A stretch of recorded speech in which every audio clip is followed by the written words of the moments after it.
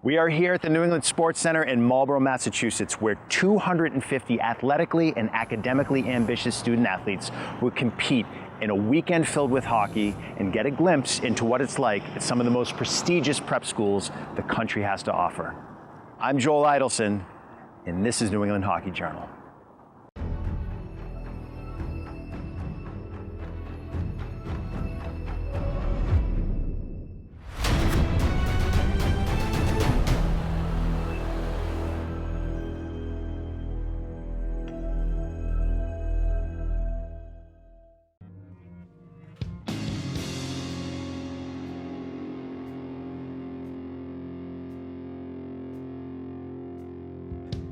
Call it a mutual introduction, a place where the young, bursting with ambition and aspiration, gather to meet the established providers of education and opportunity. For more than 2 decades, the Pre-Prep Showcase has provided the dance floor. Come for a weekend of hockey and enlightenment. Leave, perhaps with the keys to an exciting future. Showcase frontman Jeff Quebec developed the event by marrying his 2 passions. My first passion is education, working in admissions, and I'm passionate about hockey. And I really believe in that first and foremost, that it's most important that these students find an opportunity to get a strong education. And I always tell parents that throughout the process, as I'm speaking to them and talking about the different benefits of the Pre-Prep Showcase, is that essentially we have 2 goals. The first goal is that you're going to come to the Pre-Prep Showcase and we want you to learn a lot. There's an awful lot of information out there. We want you to learn about independent schools, learn about the process. And our second goal is we want you to have fun. I started out thinking about college and how do I get to college, which led me to the boarding schools, secondary, the prep schools, basically. And looking into the prep schools, I noticed that the hockey is really, really good for all these schools. And then when you keep on looking, it's going to be fun and there's going to be a lot of coaches, and I just thought it was going to be great, so I just came here. We have student athletes and their parents who value education, or else they probably wouldn't be here. There's certainly a tremendous amount of hockey opportunities every weekend throughout the summer. And we believe in the philosophy that at the end of the day, a lot of these kids need to just be kids too. Go to the beach, go fishing, read a book, not just be hockey, hockey, hockey. And so I think that what we're doing is we're attracting not only families that value education, hopefully we're attracting some good kids. First of all, we want to show the hockey community that we're interested in what they're doing. We're here both to support the pre-prep people that have worked hard to put together this event, and we're also here to meet new kids. We think every kid's worth exploring, and we again want the hockey players and their families to know that we're interested in them. I think the schools want to attract good kids to their schools. Good boys, good girls. Students are going to contribute, not only athletically, but they're also going to contribute, whether it be academically in the classroom, they're going to contribute in the arts, play musical instruments, be involved in theater, acting, drama. Student athletes are going to be involved in community service. These independent schools are looking for well-rounded students. And I think certainly a lot of families we've attracted over the years are strong reputations. Number one, the audience that's here, it's what I found generally, it's kids that and families that really want to investigate the opportunity of prep school hockey. And it's a great opportunity to not only see the kids play, but to be able to coach them and then be able to have conversations with them about prep school life and what prep school has to offer. So on top of the practices, the student athletes play in 4 games throughout the course of the weekend, and all the coaches behind the benches are private school coaches. And what we do is we rotate the coaches from game to game. So every single game, the student athletes are being exposed to coaches from all different schools. There's 2 coaches behind every bench for every single game, and that's not including the number of coaches that are in the stands watching the students play. While it feels like hockey is the centerpiece of the weekend, an abundance of programming awaits families. From inspirational speeches to team-building exercises, from educational consultants to a prep school admissions fair, there is a deliberate dance for all involved. And this year we have 50 schools represented from all over the US and Canada, and it's a perfect opportunity for these student athletes and their family members to actually go and meet the coaches, meet the admissions officers firsthand, to ask the questions about these schools. I always tell parents, what's right for one boy or girl doesn't mean it's right for your son or daughter. So it's a matter of finding the right fit. And there is a right fit for everyone, no matter what your background is. So So I'm here with Julie Nicoletti from Kinetic Fuel, and today we're going to talk about how to pack a cooler. But why is it important to pack a cooler in the first place? It's so important that when a player travels, whether it be to an away game or even to a tournament, that they have everything that they need to give them the energy that they need to play their best. All right, but in most rinks, there's a snack bar or snack shack. There is. Or a fast food place around the corner. Exactly. Why don't they just fill up there? Because that's not really the best fuel in most cases. How did I know you were going to say that? Sorry, so Exactly. tell me what you've got here. So there's plenty of options for hydration here, along with some additional bottles. If there's electrolyte replenishment or some sort of sports drink that they'd like to pack, we've got some fruit, which are great sources of energy, fast-acting carbohydrates. Banana, for example, great source of fuel. There's a little bit of beef jerky here, along with some yogurt and oatmeals. There's some nuts here, trail mix for a little slower burning fuel that will last a little longer. I mean, plenty of stuff for the day. Absolutely. And I see you've got something here in case you want to make a protein shake as well. True. So some players like to have a shake in between games or, following a game, or perhaps they played through a meal and can't find another source of protein. So this is something that's portable and easy. All right, so no more snack bar for me. No. From now on, I pack my own cooler. That's right. All right. And if you're traveling a longer distance, for example, if you're flying, the best practice would be to fold this cooler up and tuck it into your luggage so that when you arrive, you can go to a grocery store or even a convenience store. You can pretty much make your way around there. Easy enough. Good stuff. Yeah. Thanks, Julie.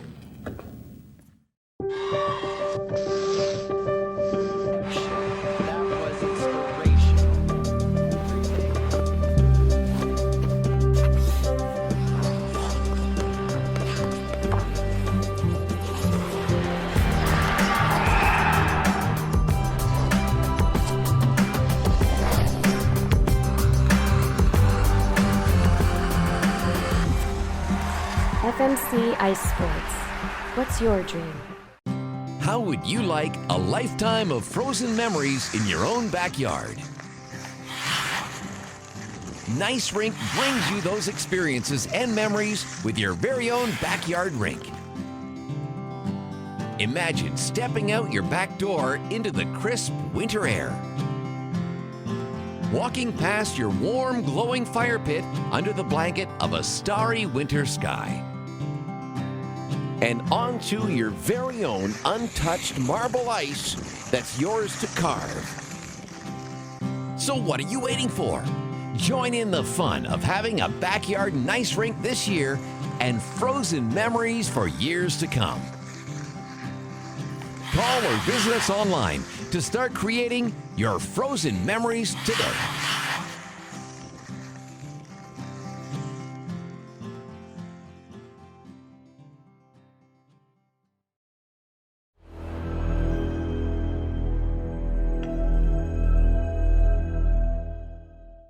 I'm here with Sean Kennedy from FMCI Sports. We're at the Cronin Rink in Revere, Massachusetts, and today Sean is going to review proper skating techniques. So tell us what you got, Sean. Today we're going to go over skating, starting, stopping. We're going to go over the short, choppy strides that we start our skating technique with. Then we'll go into a little longer length stride where we build speed.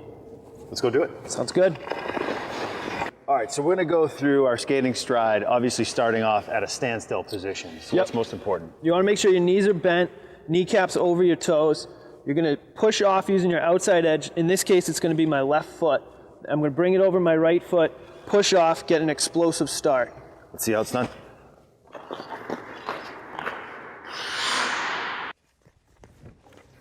So now that you've started your stride, what do we do with the rest of the drill, right? So most kids oftentimes are focusing on their feet and their legs. What about upper body as we lengthen our stride? Yeah, so your legs and your feet, moving those is very important, but you want to make sure your upper body is moving in unison with them. Okay. You have a whole body effort in getting your stride, building speed. You want to make sure that as you start, those short, choppy strides become longer. You use your legs, you use your upper body, you're pumping through, you're gaining speed. What are you doing with your arms? You're moving them. Okay. You know, they should go in unison with your skating stride. Yeah. Chest forward. Correct. Your chest should be facing where you want to go. Sean, so let's recap what we learned today. So we learned starting strides, crossing over to build momentum, using our outside edges to push off. As we lengthen our stride, we want to make sure our upper body is in unison with our lower body. pumping the arms and moving the legs. All right, so how can these guys practice what they learn on their own? So at all of our facilities, we offer public skating. Most offer stick time sessions as well. So when skaters come out, players, they can work on that there, incorporate it into their own game and get better. For young hockey players growing up in New England, opportunities abound. It's part of the fabric of this region. But for those who don't reside in a place that lives and breathes the game, it takes an extra effort to find a way to continue fueling your passion. This is truly where the Pre-Prep Showcase shines. For student athletes like Kaz Matsuo and Sydney Wegner, playing in Japan and Florida, respectively, don't offer the same exposure as, say, Massachusetts or Michigan. So I was born in Pittsburgh, Pennsylvania. I moved to Japan for about a year or two, and then I moved to Toronto, Canada, which is where I started to play hockey when I was 4. And then when I was about 7 years old, I went to San Diego because of my dad's work and all that. And then at the age of 10, about 11, I moved back to Japan, again because of my dad's work. I used to take dance, but I didn't like it. I almost got kicked out for roughhousing. So what we did was we took figure skating lessons to learn how to skate, and then it was either hockey or figure skating. My mom was like, "What do you want to do, hockey or figure skating?" I said, "I want to do hockey in a pretty pink dress." It's basically the whole reason why I want to go to a prep school, because hockey you can like develop so much more on hockey and when you go to prep school. And then there's goalie Sarah Glaw. She resides in Hockey Mad Chicago but plays in Madison, Wisconsin. Finding the combination of elite academics and athletics are what brought her to the showcase. When I was younger, my brother played hockey, and whenever he'd go out in the yard to shoot, I'd always play goalie, and just love it. New England has the best visibility for colleges with hockey, and then the academics at the schools are really good. I think you learn a lot of time management. You become more independent because you're living by yourself, and you get better at everything you do. In the end, the student athletes come away with new experiences, new exposures, new friends, and hopefully new beginnings. That's fun because I've never played with a kid from Tokyo, or I've played a couple tournaments with some kids from Canada, but it's fun having them on my team because I'm usually only around the US, so it's fun having different kids from different countries on my team. In Japan, you don't really get the hockey you get here. I mean, the pre-prep showcase, it was a great experience for me. I mean, this we get 1 practice and 4 games in 3 days, which is great. I am here with Whack at Monkey Sports in Norwood, Massachusetts. Hey, Whack. So today I want to talk about skates. Skates, right? What are the 3 things I should know when buying my kid a skate? I wish it was that easy. I'd say there was a lot more to it than just 3 individual things. So it's not that simple. It's not that simple. I think there's a lot more that goes into that conversation. And for us, when we meet a new player, it's really about finding the history of that player, how long you've been playing, what's your skating style, what are you currently in. And very personal decision, obviously. Yeah, skates are huge. It's huge. Okay. So it's right up there with sticks. And I mean, this is the part of the battery that we have to pay the most attention to.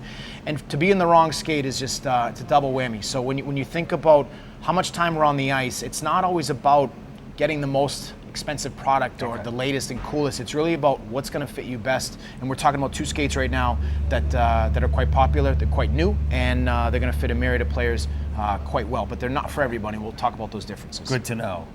So let's talk about the skate you have in your hand right now, the 1X. This is the 1X. This is the latest skate from Bauer. The biggest difference with this is the weight reduction. It's about 50 grams lighter. And the thing that really jumps out to me is they've done something pretty interesting with the footbed. It's called a speed plate. It's basically a heat moldable footbed. So when you talk about heat molding, I don't know if you're familiar with how heat molding works, but you're really trying to capture the last of your foot. They've taken it a step further, and they've actually gone to a footbed that's completely heat molded. And you can remold this thing and reheat it and heat it. Yeah, it's pretty interesting. I mean, that's a huge caveat for a lot of people in terms of getting pain or discomfort in their skate feet. And their skate fit, I should say, is what's happening in the bottom, the undercarriage, the outsole into the insole of the skate. So that's something that really jumps out at me. And lastly, the thing that I think is kind of cool, which is kind of weird to talk about, is the liner. 37.5 technology. It's basically take wicking technology of what we wear for compression and take it to another level. Wow. It's so almost your feet aren't going to get wet? It's helping you dry feet. Skate's going to hold up longer. Awesome. Moms and dads, it might not smell as bad. Hockey players smell terrible. Yeah, a little bit. I smell terrible right now. This is the 1X. It's just a improved version on an already super successful line, the Apex 2. So I want to move on to the CCM Jet Speed. Yes. This is a big departure from what they've done in the past. Night and day. Yeah. All right, so tell me what some of the differences are. This is more or less not your father's CCM skate. For people that know anything about CCM lineage, it's big volume skates always in the past. Comfort. You know, I got a big foot. I'm a CCM guy. This is a totally just a huge change in direction for them. This Much is more a tapered, huh? much more contoured fit. Huge emphasis on their rocket frame technology. It's going to give you a really, really snug, again, big emphasis on what's happening in the heel of the skate. But the biggest thing for people when they jump into it is there's no negative space. You don't feel like you have to really get the skate to heat mold. Your foot is completely contoured in every... Which is a lot different from what CCM was doing. This is not the Ripcore, obviously. It's a totally different... It's if with the Ripcore went on a diet and was just eating kale for like a week straight. So this is a huge, huge change for them. The fit is really... It's almost kind of in this direction of being more contoured, more sleek, more streamlined. And really it's about no wasted energy or negative space in the boot. So if you want a skate that is not your father's CCM, eat more kale. Eat more kale. And look at the Jet Speed. We are the largest source of premium hockey training equipment worldwide. We are well stocked with the newest skill building product innovations. We are HockeyShop.com. The spark that ignites your game with the tools for faster hands, harder, more accurate shots, and the source for on-ice and off-ice training. From shooting pads and rebounders to training pucks and stick-handling balls, synthetic ice and flooring tiles. We are Hockey Shot. No limits, more ice time. Your game taken to the next level. HockeyShot.com.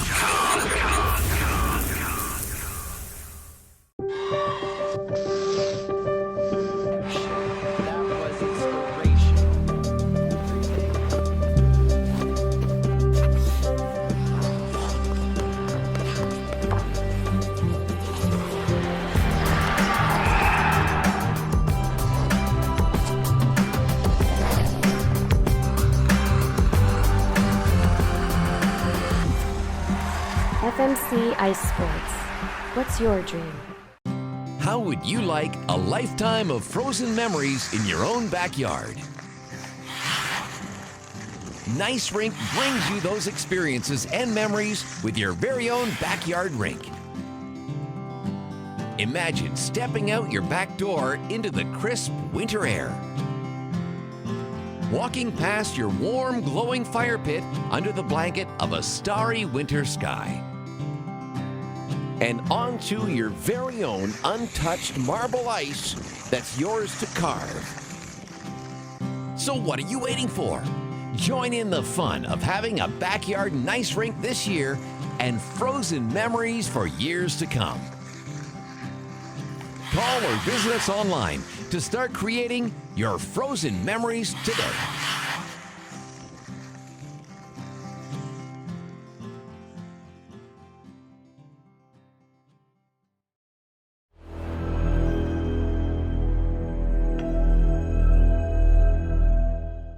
I'm here with Brian Boyle from the Tampa Bay Lightning, and today, Brian and I are going to talk about your warm-up. So tell us a little bit about what you do, Brian. Well, originally I'll hop on the bike. It's kind of an old school way of doing things, but it's been working for me. I see a lot of guys on the bike all the time. Yeah, it's a good tool for you. You warm up, you get kind of ease into it, and it's low impact. You're not going to jerk your body around too much, and you get your heart rate up, you get a little sweat, and you kind of start with that. And you get into like a little foam rolling and loosen the muscles up a little bit. It's just a little system. Everybody kind of does it a little bit differently. For the most part, guys like the bike. Can we take a look? Absolutely. Let's go. You always see guys in the NHL on a stationary bike. Why?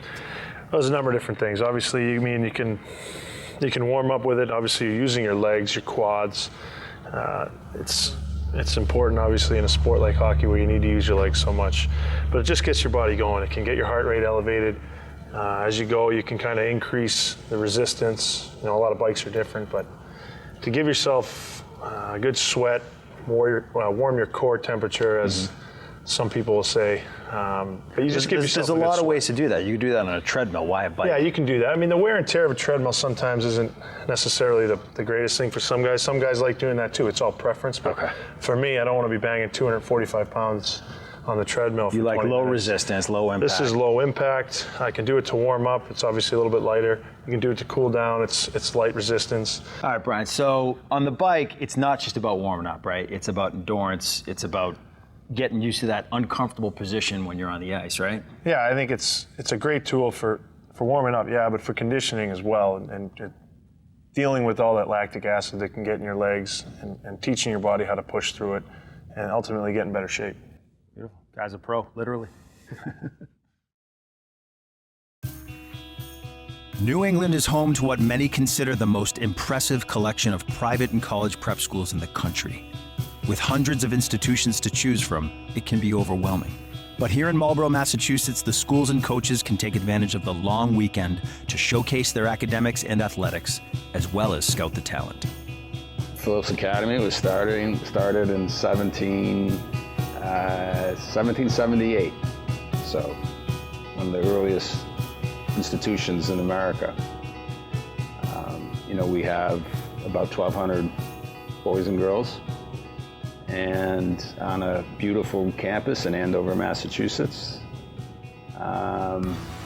We think we're a big school for people with big ideas and lots of room to grow.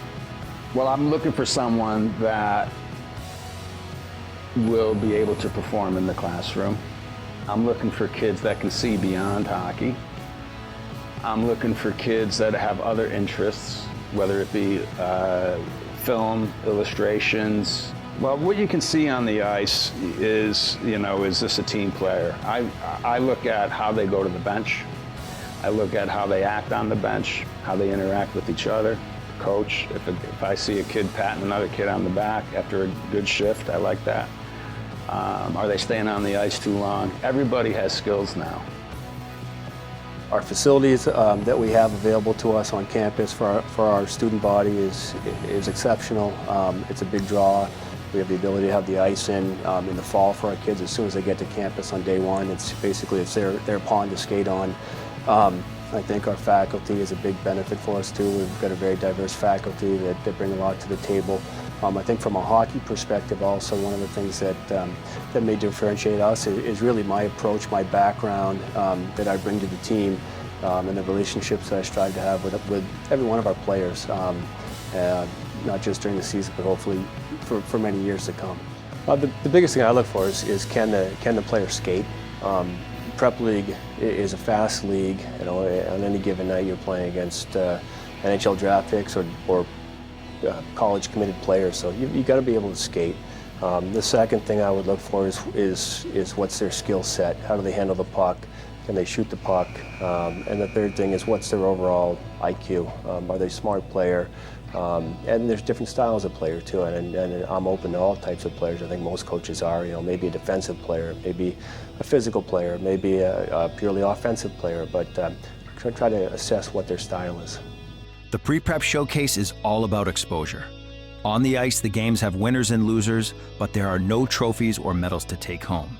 Instead, families leave with a better sense of options, and schools have attempted to sell their merits to the next graduating class. With that in mind, you might say everyone goes home a winner. From the New England Sports Center in Marlborough, Massachusetts, that's it for this week's episode of the New England Hockey Journal. We'll see you next time.